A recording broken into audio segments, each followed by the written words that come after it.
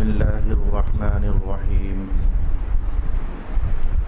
حاميم تنزيل الكتاب من الله العزيز العليم غافر الذنب وقابل التوب شديد العقاب ذي الطول لا إله إلا هو إليه المصير صدق الله مولانا العظيم الصلاة والسلام عليك يا سيدي يا رسول الله الصلاة والسلام عليك يا سيدي يا حبيب الله الصلاة والسلام عليك يا سيدي يا شفيع المذنبين وعلى آلك وأصحابك يا سيدي يا رحمة للعالمين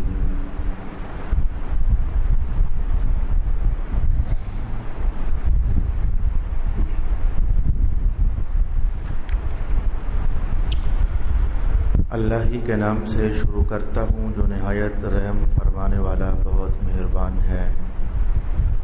حامیم، اس کتاب کو نازل کرنا اللہ کی طرف سے ہے جو بہت غلبہ والا، بے حد علم والا ہے، گناہوں کو بخشنے والا اور توبہ قبول فرمانے والا، بہت سخت عذاب دینے والا صاحب فضل ہے، اس کے سوا کوئی عبادت کا مستحق نہیں ہے، اسی کی طرف سب کو لوٹنا ہے۔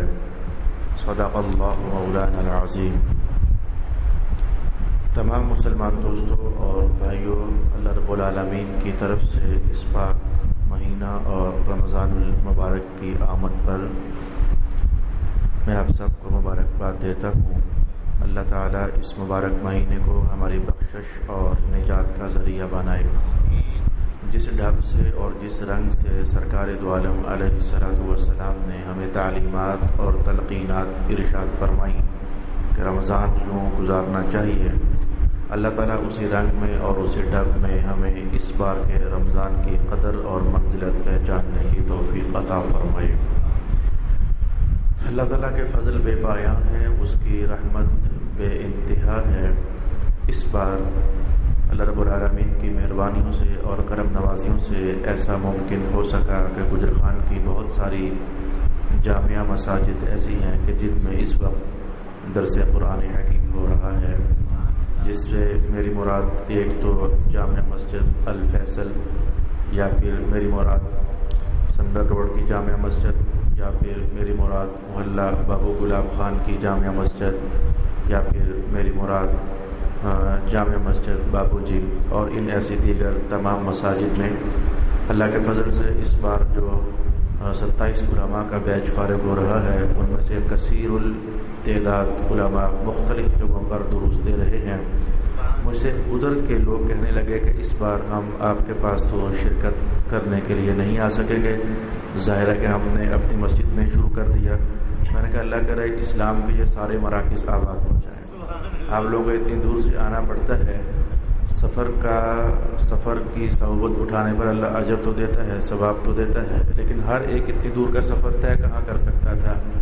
تو چلے اللہ کرے آپ کی مساجد میں 20 30 40 آپ لوگ اور 40 50 دوسرے بھی ساتھ بیٹھ جائیں، تو ہر مسجد میں 100 200 بندہ بھی بیٹھ جائے تو اللہ کا کتنا فضل اور اس کا کتنا کرم کہ اس ٹائم میں 1,500 2,000 بندہ گجر خان میں قرآن حکیم کی تعلیمات سیکھ رہا ہے۔ اللہ تعالیٰ مسلمانوں کو بھی آباد شاد رکھے اور سکھانے والوں کو بھی برکتیں اور رونقیں عطا فرمائے۔ جو میں نے صورت آج آپ کے لیے شروع کی ہے، بنیادی طور پر اس کا فیصلہ گزشتہ 2 مہینے قبل میں کر سکا جب اللہ تعالیٰ کے فضل سے عمرے کی سعادت ہوئی، تو مدینہ شریف میں بیٹھ کر جو سپارہ جات یا جو صورتیں تلاوت کر رہا تھا، جب اس صورت کے مضامین میں نے پڑھے جو آج میں آپ کے لیے تلاوت کر رہا ہوں، تو ادھر بیٹھے بیٹھے ہی دل میں رغبت ہوئی کہ انشاءاللہ العزیز اس بار عیدگاہ مسجد میں اسی صورت کا درس قرآن حکیم مکمل کرنے کی پوری کوشش کروں گا اور سعی کروں گا۔ میری مراد اس صورت سے سورۃ المؤمن ہے۔ اس صورت کو سورۃ المؤمن بھی کہتے ہیں اور اس صورت کو سورہ غافر بھی کہتے ہیں۔ ایسا ہے کہ قرآن حکیم کی کچھ صورتیں ایسی ہیں کہ جن کا ایک ایک ہی نام ہوتا ہے اور ایک ایک ہی ٹائٹل ہوتا ہے۔ قرآن حکیم کی کچھ صورتیں ایسی ہیں کہ جن کے دو نام ہوتے ہیں۔ قرآن پاک کی کچھ صورتیں ایسی ہیں جن کے 3 نام ہوتے ہیں. اب میں 4 یا 5 یا 6 کہتا ہوا آگے بڑھوں. میں یوں کہہ دیتا ہوں کہ قرآن حکیم کی کچھ صورتیں ایسی بھی ہیں جن کے 22 نام ہوتے ہیں. اور میں تو یاد رکھنا ہے کہ یہ جو نام ہوتا ہے یہ اس صورت میں کہیں نہ کہیں اندر چھپی ہوئی حقیقت پر دلالت کرتا ہے. اگر آپ نہیں سمجھے تو میں یوں کہوں گا یہ سارے نام اصل میں اس صورت کے حقائق پر مشتمل ٹائٹلز ہوتے ہیں. مثلا ایک صورت ایسی ہے کہ جس کے بارے میں خود رسول پاک علیہ الصلوۃ والسلام نے ارشاد فرمایا کہ اس کا نام ہے سورہ دم. اس کا نام ہے سورہ دم. اچھا اسے سورہ دم کہنے کی وجہ کیا ٹھہری؟ لمبی حدیث ہے. میں اس جملے کو کمپلیٹ کرنے کے لیے اس میں سے اتنا حصہ تلاوت کروں. ایک بار ایک کافر شخص کو بچھو نے ڈس لیا تھا تو اس موقع پر اس کافروں کی بستی کے ارد گرد کچھ مسلمان آئے ہوئے تھے. تو وہ لوگ آئے اور اگر کہنے لگے آپ میں سے کوئی دم ڈالتا ہے؟ تو مسلمانوں کا جو اس سفر کا سالار تھا وہ کہنے لگا ہاں جی میں دم ڈال لیتا ہوں. انہوں نے وہ صورت پڑھ کر دم ڈال دیا. اللہ رب العالمین نے شفا عطا فرمائی. تو واپس آ کر کے تو رسول پاک علیہ السلام کی خدمت میں یہ سارا ماجرا کہا گیا کہ حضور بچھو نے ڈسا تھا میں نے دم ڈالا یہ صورت پڑھ کر تو اللہ پاک نے شفا عطا فرما دی. تو میں یہ ہے جو سورہ دم یہ ہے جو سورہ دم تو اللہ شفا ہی عطا فرمائے گا. اب یہ سورہ دم ہے کون سی؟ آپ کو سن کر ایک دم سے لگ جائے گا یہ سورۃ الفاتحہ کا دوسرا نام ہے. یعنی جس سے ہماری مراد الحمدللہ رب العالمین الرحمن الرحیم مالک یوم الدین ایاک نعبد و ایاک نستعین. ہم اسے سورہ فاتحہ کے نام سے جانتے ہیں لیکن اس کا ایک نام سورہ دم ہے. اس کا ایک نام سورہ فاتح ہے. اس کا ایک نام سورہ شفا ہے. اور اس کے 22 نام ہیں جو کہ اور 22 کے 22 ناموں پر ہم حدیث شریف کی تلاوت کرنا چاہیں تو میں آپ کو ریفر کرنا چاہوں گا امام فخر الدین رازی کی طرف. آپ تفسیر کبیر اٹھا کر دیکھیں 22 ناموں پر باقاعدہ بحث اٹھائی گئی ہے کہ سورۃ الفاتحہ کے جو 22 نام ہیں تو یہ نام ایسے ہی نہیں ہیں بلکہ ہر نام اس سورت کے اندر چھپی ہوئی کسی نہ کسی حقیقت کی عکاسی کر رہا ہوتا ہے. سورۃ ملک کے اور نام بھی ہیں اعلیٰ حاضر قیاس. میں نے بھی سورۃ الانبیاء شروع کی. سورۃ الانبیاء کے بھی کتنے نام ہیں تو بہت ساری صورتوں کے 2 3 4 5 یا 1 یہ نام ہوتے ہیں. تو اس صورت کے 2 نام ہیں. ایک اس کا نام ہے سورہ مؤمن اور ایک اس کا نام ہے سورہ غافر. اب سورۃ المؤمن کہنے کی وجہ تو صاف صاف ہے کہ آگے جا کر ہم یہ مضامین دیکھیں گے.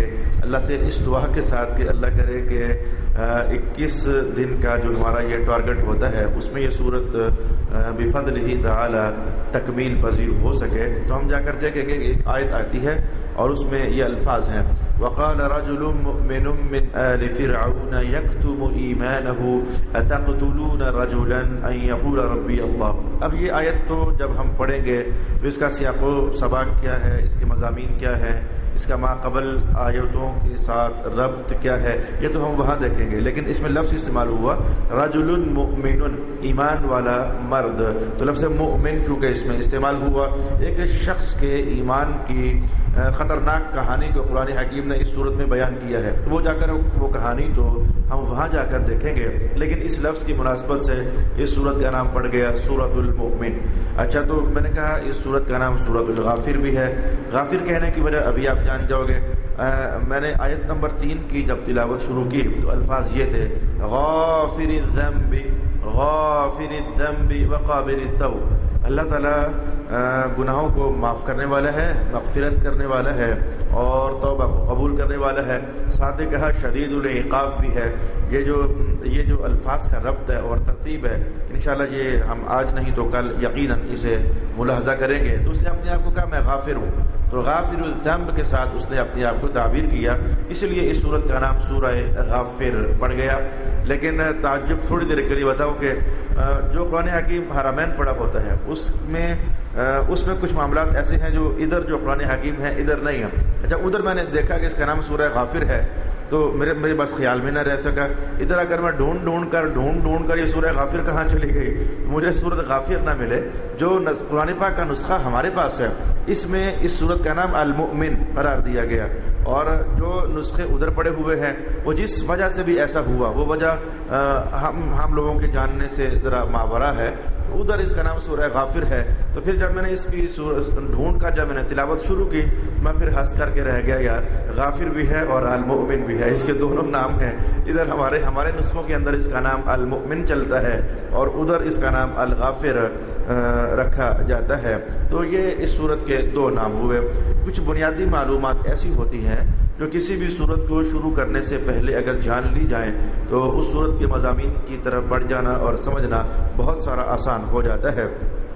اب میں آپ کی دلچسپی کے لیے یہ بات کہنا چاہوں گا کہ ظاہر ہے کہ رسول اللہ علیہ السلام نے کہی ہے تو دلچسپ تو ہے. اس قرآن کو کہا جاتا ہے کہ یہ سید الکتب ہے، یہ تمام کتابوں کا سردار ہے. اچھا جی، کیا وجہ ہے کہ یہ تمام کتابوں کا سردار ہے؟ اچھا جی، ایک یہ وجہ بھی ہے، ایک یہ وجہ بھی ہے، ایک یہ وجہ بھی ہے اور ایک یہ وجہ بھی ہے. تو بہت ساری وجوہات ہیں. ان میں سے ایک وجہ آج باقاعدہ ہمارے ٹاپک کا حصہ بن گئی اور عنوان کا حصہ. اس کتاب کو جو سید الکتب کہا جاتا ہے کہ تمام کتابوں کی سردار کتاب ہے. سرکار دو عالم علیہ السلام سید المرسلین ہے، تمام رسولوں کے سردار ہیں. یہ کتاب سید الکتب ہے، تمام کتابوں کی سردار ہے. تو آپ کی دلچسپی کے لیے کتنا اچھا لگے گا جب آج آپ یہ جانو گے.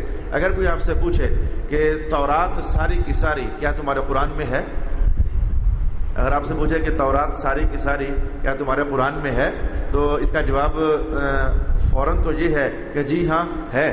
لیکن یہ کہ پھر کہاں ہے؟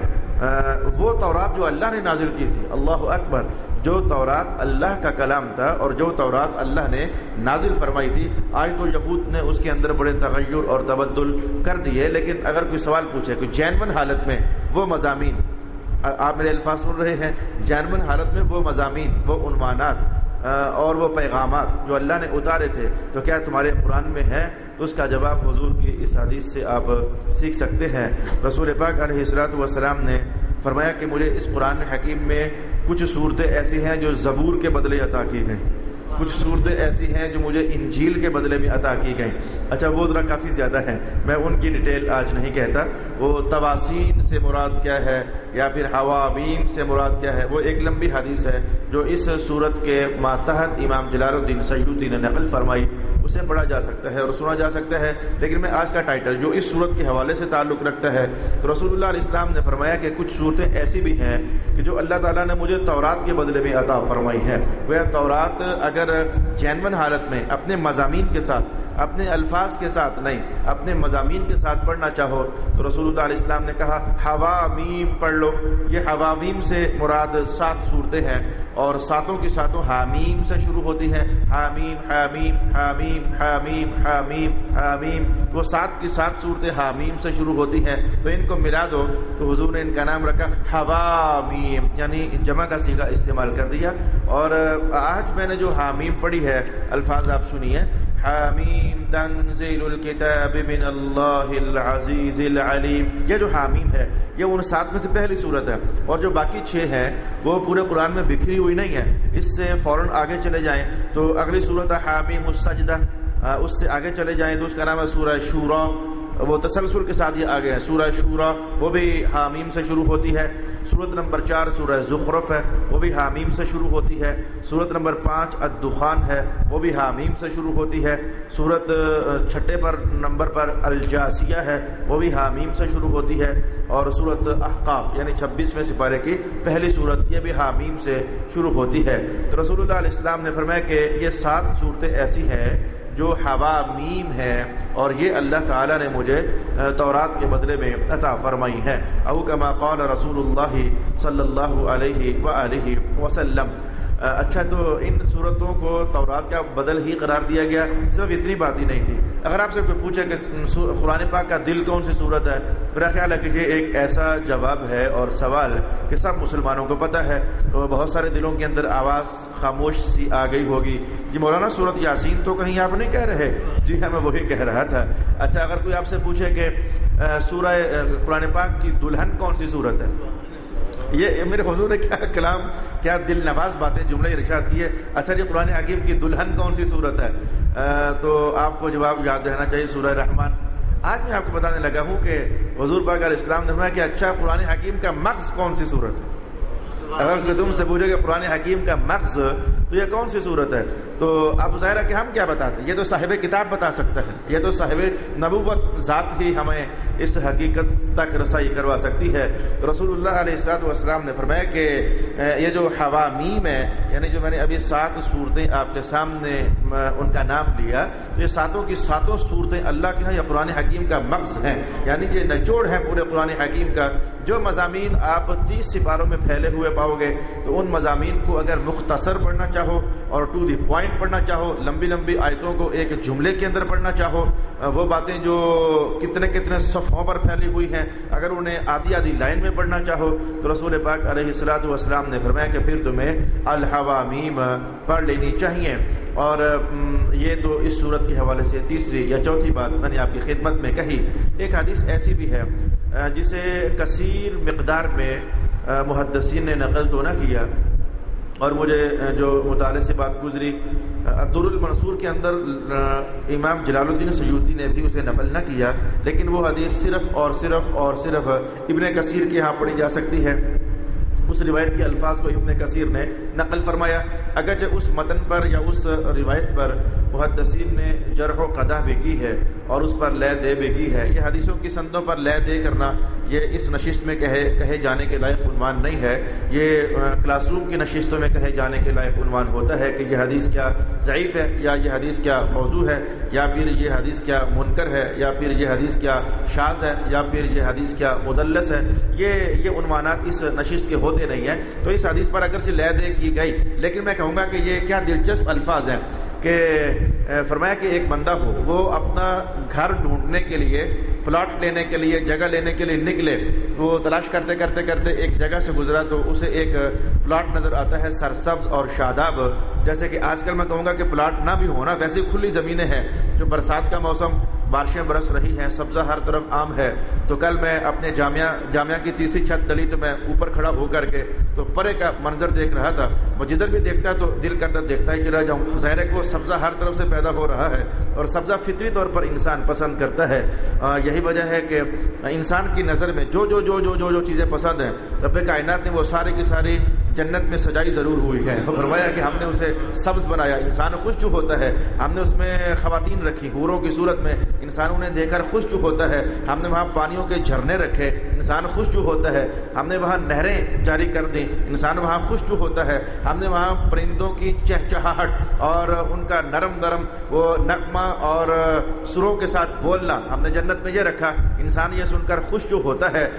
تکیے لگا کر تمہیں نہروں کے کنارے ہم بٹھا دیں گے، انسان یہ منظر دیکھ کر خوش جو ہوتا ہے۔ الغرض خیر، تو جنت کے اندر یہ سارے مناظر جو انسانی فطرت پسند کرتی ہے، میں دیکھتا گیا اور دل خوش ہوتا چلا گیا، واہ میرے اللہ، تو نے کتنے کتنے مناظر اس دنیا ہی میں پیدا کیے ہوئے ہیں۔ کاغان نران تو چھوڑو، ہمارا اپنا گجرخانی نران کاغان بنا ہوا ہے، وہ سبزے کے اعتبار سے اور شادابگی کے اعتبار سے۔ تو وہ شخص اپنا گھر بنانے کے لیے جگہ ڈھونڈنے کے لیے نکلا، تو اس نے ایک پلاٹ دیکھا سرسبز، خوش ہوا، متعجب ہوا، واہ میرے مولا، یہ تو نے کیا کمال جگہ کو مزین کیا ہوا ہے۔ ابھی وہ انہی سوچوں میں تھا تو تھوڑا سا آگے گیا، تو آگے صرف سبزہ ہی نہیں تھا بلکہ کچھ باغات بھی اگے ہوئے تھے، اور ان میں کچھ پھل لگے ہوئے تھے، اور بوٹے پھلوں سے لدے ہوئے تھے۔ تو وہ بندہ پہلی جگہ سے کو دیکھ کر اور اب کو دیکھ کر کہنے لگا، اے میرے اللہ، میں تو وہی دیکھ کر حیران ہو رہا تھا، یہ تو اس سے بھی زیادہ حسین ہے جو تو نے درخت لگا دیے پھلوں والے۔ تو کوئی کہنے والا اسے کہتا ہے کہ ان دونوں جگہوں کا فرق جاننا چاہتے ہو؟ تو اس نے کہا ہاں جی بتائیے، ان دونوں جگہوں کا فرق کیا ہے؟ کہا کہ وہ جو پہلا پلاٹ تھا سرسبز تھا، وہ سمجھو کہ جیسے باقی قرآن ہوتا ہے، اور اس کے بعد جو تجھے اب یہ پھلوں والے اور پھولوں والے پودے نظر آئے، اور جو یہ جگہ تجھے نظر آتی ہے، یہ تجھے جاننا چاہیے یہ قرآن میں ایسے ہی ہے جیسے کہ وہ 7 حامیم سے شروع ہونے والی صورتیں ہوتی ہیں۔ وہ ہے کہ یہ کیسا کیسا امتیاز کیا گیا۔ یعنی یہ جملے بتاتے ہیں کہ ہم عن قریب یعنی کل سے یا تھوڑا سا آج سے ایسی صورتوں میں شروع ہونے والے ہیں، اور ان صورتوں میں سے ایک ایسی صورت میں شروع ہونے والے ہیں جو قرآن کا مقصد بھی ہے، جو تورات کا بدل بھی ہے، اور جو باقی قرآن کا رس بھی ہے اور نچوڑ بھی ہے۔ تو رسول پاک صلی اللہ علیہ وآلہ وسلم نے یہاں تک بھی ارشاد فرما دیا۔ یہ صورت آپ کو جاننا چاہیے 24ویں سپارے میں ہے، یہ جو میں اب کہہ رہا ہوں اس میں ایک غرض ہے، یہ صورت 24ویں سپارے میں ہے، اور اس کی اس کا نام ہے سورۃ المؤمن. جو قرآن کے نسخے ہمارے پاس ہیں ان میں اس کا نام ہے سورۃ المؤمن. بھائی آپ دھیان سے سننا, یہ بات ہے یہ آپ کے مطلب کی, اس دور کے انسانوں کے مطلب کی بات میں آپ کہنے لگا ہوں حدیث شریف سے. رسول اللہ علیہ السلام فرماتے ہیں پہلی 3 آیتیں آؤ ذرا پڑھتے ہیں. کون سی؟ بسم اللہ الرحمن الرحیم. حامیم تنزیل الکتاب من اللہ العزیز العلیم غافر الذنب وقابل التوب شدید العقاب ذی الطول لا الہ الا هو الیہ المصیر. یعنی 2 لائنیں اور ایک لفظ, 3 آیات 2 لائنوں پر اور ایک لفظ پر مشتمل ہے. فرمایا یہ جو 3 آیتیں ہیں اور حدیث کے الفاظ آپ کی خدمت میں بیان کروں, اور حدیث بھی کثیر محدثین نے بیان کی. ترمذی کے اندر پڑھی جا سکتی ہے, ابو داود کے اندر پڑھی جا سکتی ہے, سنن دارمی کے اندر پڑھی جا سکتی ہے, شرح السنہ کے اندر پڑھی جا سکتی ہے. کثیر محدثین نے اس حدیث کو نقل کیا. رسول پاک صلی اللہ علیہ وآلہ وسلم فرماتے ہیں کہ جب صبح ہو, تو جیسے کہ ابھی صبح ہوئی, ہم نے فجر کی نماز ابھی پڑھ لی, تو فجر کی نماز پڑھنے کے بعد ہم نے آیت الکرسی تو پڑھنی ہوتی ہے. یہ رسول پاک علیہ الصلوۃ والسلام نے ہمیں وظیفہ حیات عطا فرمایا ہے, تو آیت الکرسی ہم نے پڑھنی ہوتی ہے. تو فرمایا کہ اگر آیت الکرسی کے ساتھ کہیں تم یہ 3 آیتیں بھی ملا لو نا, حامیم تنزیل الکتاب من اللہ العزیز العلیم غافر الذنب وقابل التوب شدید العقاب ذی الطول لا الہ الا هو الیہ المصیر, جیسے یہ 3 آیتیں بھی ساتھ ملا لو تو پتہ کیا ہوگا. رسول اللہ علیہ الصلوۃ والسلام نے فرمایا کہ اللہ تعالیٰ ایسے بندے کی شام ہونے تک اپنی شانوں سے خود حفاظت فرما لیتا ہے. یہ میں نے کہا نا, خود حفاظت فرما لیتا ہے. میں نے کہا کہ یہ آپ کے مقصد کی بات ہے, یہ آپ کے مطلب کی بات ہے. آج کے دور میں ہر دوسرا انسان جی میرے اوپر جادو ہو گیا, جی میرے اوپر ٹونا ہو گیا, جی میرے گھر جنات آ گئے, جی میرے گھر وہ ہو گیا جی.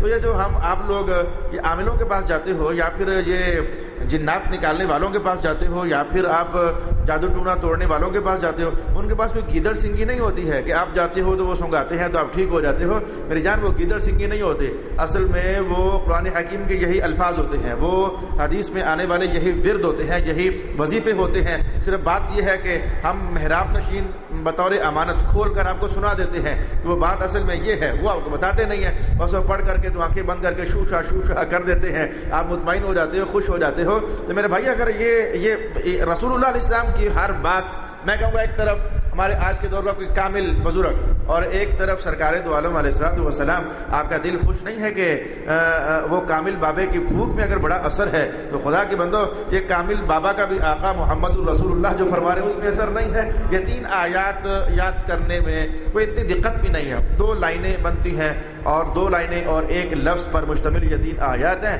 اگر پڑھ لی جائے تو میں آپ کو لطیفہ سناتا ہوں کہ رسول اللہ علیہ السلام کے کلام کی تاثیر میں کیا بات ہے. صرف بندہ ایمان تو رکھے, بندہ ذرا اس پر اعتقاد تو کرے. ایک بار دورہ حدیث پڑھا رہے تھے ہمارے استاد محترم حضرت علامہ سید ریاض حسین شاہ صاحب دامت برکاتہم القدسیہ, تو فرمانے لگے یار ایک آج آپ کو لطیفہ نہ سناؤں. ہم نے کہا ارشاد ہو جائے, کیا لطیفہ ہے. کہنے لگے ہوا یہ ہے کہ مجھے رات کو لاہور سے فون آیا میرے اپنے ہی گھر سے, حالانکہ ہم سب لوگ ادھر ہیں, فیملی ممبرز ہم سب ادھر ہیں راولپنڈی میں. تو لاہور کے میرے اپنے ہی گھر سے, جو لاہور میرا گھر ہے, مجھے ادھر سے فون آیا, السلام علیکم. وعلیکم السلام. شاہ صاحب کہنے لگے حیران ہو گئے. میں نے کہا وہ میرے گھر میں تو کون ہے, ہم تو گھر اپنا لاک کر کے آئے ہیں, تو میرے گھر میں یہ کیا کر رہا ہے, تو کون ہے. وہ کہنے لگا شاہ صاحب میں نے آپ کو ایک پیغام دینا ہے تو اس لیے فون کیا ہے. اچھا بھی کیا پیغام دینا ہے. کہہ رہی ہوں میں چور, آپ کے گھر میں چوری کرنے آیا ہوں, تو آپ بندے بھجوا کرنا تو ذرا تالا لگوا لیں. تو میں نے کہا تو نے تالا توڑا کیوں تھا, اور تو چوری کر تو نکل جا, یہ تو مجھے فون کیوں کر رہا ہے. کہنا شاہ جی وہ چوری کرنے آیا تھا پر دل نہیں کر رہا, میں ویسے چھوڑ کر جا رہا ہوں, میرا دل نہیں کر رہا چوری کرنے کو. تو کہنے لگے پتہ ہے شاہ صاحب, کہنے لگے پتہ ہے اس میں لطیفہ کیا ہے. میں نے کہا جی فرمائیں لطیفہ کیا ہے. کہنے لگے کہ وہ جو سورہ بنی اسرائیل ہے 15واں سپارہ جب شروع ہوتا ہے تو وہ سورۃ بنی اسرائیل وہ چلتے آخر ختم بھی ہوتی ہے. تو ختم ہونے والی جو 2 آیتیں ہیں, ختم ہونے والی جو 2 آیتیں ہیں سورۃ بنی اسرائیل, یعنی سورۃ کہف سے جو پچھلی 2 آیتیں ہیں, سورۃ کہف شروع ہو تو اس سے پچھلی 2 آیتیں یہ بنی اسرائیل کی آخری 2 آیتیں بنتی ہیں. تو شاہ صاحب فرمانے لگے کہ حدیث پاک میں آتا ہے کہ رسول اللہ علیہ السلام نے فرمایا کہ جو بندہ روزانہ ان 2 آیتوں کی تلاوت کر لیتا ہے اللہ تعالیٰ اس کے مال کو چوروں سے محفوظ فرما دیتا ہے. میں وہ جو کہ پڑھا کرتا تھا تو آج اللہ پاک نے اپنے محبوب کے کلام کی صداقت کو ظاہر فرما دیا ہے. چور گھر آ کر کہہ رہا ہے کہ اپنا وہ تالا لگوا لو, میرا چوری کرنے کو دل نہیں کر رہا ہے. تو اس دور کا لطیفہ تو ہے, اور یہ بڑا عجیب و شان لطیفہ ہے کہ چور گئے بھائی صاحب میرا دل نہیں کرتا. وہ دل کیسے کرے, پیچھے سے بشارت رسول اللہ علیہ السلام نے عطا فرمائی ہوئی ہے. کچھ اعتماد کی باتیں بھی ہیں, کچھ یقین کی باتیں بھی ہیں, کچھ رسوخ کی باتیں بھی ہیں, اور کچھ مان لینے کی باتیں بھی ہیں. یہ میں نے زور اس لیے دیا کہ آپ کا وقت بچ جائے گا, آپ کا پیسہ بچ جائے گا, آپ بد عقیدہ ہونے سے بچ جاؤ گے, آپ کا توکل خراب ہونے سے محفوظ ہو جائے گا. اگر آپ اپنا یقین کامل رسول پاک صلی اللہ علیہ وآلہ وسلم کے کہے ہوئے کلام پر مبذول کر دیتے ہو تو اللہ تعالیٰ آپ کو بہت سارے فائدے عطا فرمائے گا. ان میں سے ایک فائدہ میں نے آپ کو بتا دیا, حامیم تنزیل الکتاب من اللہ العزیز العلیم. یہ آیات بینات 3 سورہ مؤمن کی پہلی 3 آیات پڑھنے سے اللہ رب العالمین شام تک بندے کو حفاظت عطا فرما دیتا ہے. اچھا, کوئی بات ایسی بھی ہے کہ میں اپنے پاس سے نہیں کہہ سکتا, یعنی اگر کوئی بندہ شام کو پڑھتا ہے تو کیا صبح تک اس کی حفاظت ہوگی؟ یہ جو کہ حدیث پاک میرے سامنے نہیں ہے, تو جو ان ایسی چیزیں ہوتی ہیں بندہ اپنے پاس سے یا قیاس کرتے ہوئے کہہ نہیں سکتا. میں اتنا ہی کہہ پایا جتنا کہ رسول پاک صلی اللہ علیہ وآلہ وسلم نے ارشاد فرمایا. اور میں انہی آیات میں سے صرف 2 لفظ ہیں, وہ میں شاید آپ کو پڑھا کر بھی چلا جاؤں. وہ 2 لفظ ہیں صرف. آج یہ احد کا میدان ہے, آپ کو پتا ہے کہ احد کے میدان میں دوہری حالت ہوئی تھی. احد کے میدان میں دوہری حالت ہوئی تھی. پہلا تو ایسا ہوا کہ مسلمان جیسے کہ تھوڑی دیر کے لیے ہزیمت کا شکار ہو گئے, اور ہزیمت کا شکار ہونے کا سبب بھی آپ جانتے ہو کہ رسول اللہ علیہ السلام نے فرمایا جو تھا کہ بھائی اس ٹیلے پر جو 50 لوگ میں تمہیں کھڑا کر رہا ہوں تم نے جگہ چھوڑنی نہیں ہے. اچھا, جب مسلمان ایک دم سے یوں لگا کہ ہم جیت رہے ہیں تو بس وہ خیال میں کچھ ایسا ویسا ہو گیا, اور کچھ صحابہ نے وہ جگہ چھوڑ دی اور مال غنیمت اکٹھا کرنے کے لیے وہ ٹیلے سے نیچے اتر آئے. تو پھر وہ خالد بن ولید کی, اس دور کا خالد بن ولید جو بھی مسلمان نہیں ہوا تھا, جنگی مہارتیں, جنگی چال بازیاں اور جنگی دانائیاں یہ تو اللہ رب العالمین نے بھرپور عطا فرمائی ہوئی تھی. وہ گھوم کر کے پہاڑ کے پیچھے سے مسلمانوں پر حملہ کیا, تو حملہ کرنے پر اچھا خاصا مسلمانوں کو دونوں طرف سے دب جانا پڑ گیا. ادھر سے ہٹتے ادھر تو ادھر کافروں کا لشکر, ادھر سے بھاگتے ادھر تو ادھر کافروں کا لشکر. وہ تھوڑی دیر کے لیے جو حضور نے محسوس کیا کہ یہ تو معاملہ اللہ کی تقدیر میں آ گیا اور مسلمان دونوں طرف سے پھنس گئے, تو پتہ پھر رسول اللہ علیہ السلام نے اس موقع پر بہت کچھ پڑھا ہوگا, بہت کچھ مانگا ہوگا, اللہ کے سامنے بہت زیادہ کہتے ہوئے دامن پسارا ہوگا, لیکن یہ سورت کا ایک آپ نے پہلا لفظ لیا حامیم, اور ساتھ ہی یہ جوڑ دیا لا ینصرون, حامیم لا ینصرون, حامیم لا ینصرون. وہ لشکر دبا ہوا تھا درمیان میں اور حضور پڑھے جا رہے تھے حامیم لا ینصرون, حامیم لا ینصرون, حامیم لا ینصرون. بس ابھی حضور یہ تلاوت ہی کر رہے تھے کہ اللہ کی مدد ایسی اتری کہ مسلمانوں نے عقابوں کی طرح اور شاہینوں کی طرح اور بازوں کی طرح جھپٹ کر انہیں بھی لیا اور انہیں بھی لیا, اور احد اللہ تعالیٰ نے پھر حضور کے نام فرما دیا. اچھا, یہاں سے محدثین نے ارشاد کیا کہ حامیم لا ینصرون, یہ 2 کلمات لا ینصرون یہ ان آیات میں ان قریب آپ پڑھو گے نہیں, لیکن حامیم سورۃ المؤمن کا پہلی آیت کا حصہ, اور لا ینصرون یہ رسول اللہ علیہ السلام نے ایڈ کر دیا. اس پر محدثین نے کہا کہ بلکہ حدیث کے الفاظ بھی ہیں, اس پر حدیث کے الفاظ بھی ہیں کہ اگر کبھی تمہیں کسی دشمن سے پالا پڑ جائے, اور دشمن ظاہر ہے کہ کئی طرح کے ہوتے ہیں, تو ایسے میں تم ان الفاظ کو پڑھو اپنے خدا کے ساتھ رغبت بنا کر, اے میرے مولا کبھی یہ الفاظ احد کے میدان میں گونجے تھے اور تو نے مدد نازل فرمائی تھی, مہربانی فرما آج ہمارے ساتھ بھی کوئی دشمنی کر رہا ہے تو ہم یہ الفاظ پڑھنے لگے ہیں تو مدد فرما دے. تو محدثین نے کہا جو بندہ یہ الفاظ پڑھ لیتا ہے حامیم لا ینصرون اور پھر پڑھتا رہتا ہے تو ان قریب ایسا ہو جاتا ہے اللہ پاک دشمن کو مغلوب کر دیتا ہے اور پڑھنے والے کو غالب فرما دیتا ہے. لا ینصرون کا ترجمہ ہوتا ہے کہ مدد نہیں کی جائے گی, یعنی دشمن کی مدد نہیں کی جائے گی. اور حامیم کی ایک تفسیر ابھی میں نے تفسیر کھولی نہیں ہے, اس لیے اس روایت کو دیکھ کر کے محدثین نے کہا کہ حامیم کی ایک تفسیر ہے اللہ کی حمایت, حامیم حمایت اللہ کی حمایت. تو حامیم یعنی جب اللہ کی حمایت آ جائے نا تو اس موقع پر پھر دشمن کبھی غالب اور کامیاب نہیں ہوا کرتا ہے. یہی وجہ ہے کہ علامہ نجم الدین ارشاد فرماتے ہیں, میرا وقت سمٹ رہا ہے میں قرآن حکیم اس وقت بند کر دوں. علامہ نجم الدین ارشاد فرماتے ہیں کہ یہ حامیم ہے کوئی خاص شے. ویسے صورتیں شروع ہوتی ہے الف لام میم, الف لام را, کاف ہا یا عین صاد یاسین طه طا سین میم طا سین. اچھا, صورتیں ایسے شروع ہوتی ہیں جو حروف مقطعات کے ساتھ شروع کی جاتی ہیں, لیکن جو حامیم ہے علامہ نجم الدین کہتے ہیں کہ ذرا آؤ بتاؤں کہ حامیم یعنی پہلے ہے اور پھر میم یہ اللہ کے ناموں میں کہاں ہے اور رسول اللہ کے ناموں میں کہاں ہے؟ کہنے لگے آئیں دیکھتے ہیں. اللہ کے ناموں میں بنتا ہے رحمان، رحمان تو رے، پھر ہے میم درمیان میں اور آخر میں نون. یا پھر رحیم میں دیکھ لو، رے درمیان میں ہا میم اور آخر میں میم. تو رحمان میں یا رحیم میں ہا اور میم درمیان میں. اچھا کہتے ہیں محمد، محمد میم شروع میں، ہا اور میم درمیان میں اور آخر میں دال. رحمان میں را شروع میں، ہا اور میم درمیان میں، آخر میں نون. اچھا جی رحیم میں را شروع میں، ہا اور میم درمیان میں اور اللہ رحیم میں رحمان، رحمان نون آخر میں، ہا اور میم درمیان میں. اور محمد میں میم شروع میں، ہا اور میم درمیان میں اور آخر میں دال. نجم الدین کہتے ہیں کہ اللہ کے ناموں میں بھی ہا اور میم درمیان میں آئے ہوئے ہیں اور رسول اللہ کے اسم گرامی میں بھی ہا اور میم درمیان میں آئے ہوئے ہیں. تو کہتے ہیں پتہ یہ کیا بات ہے؟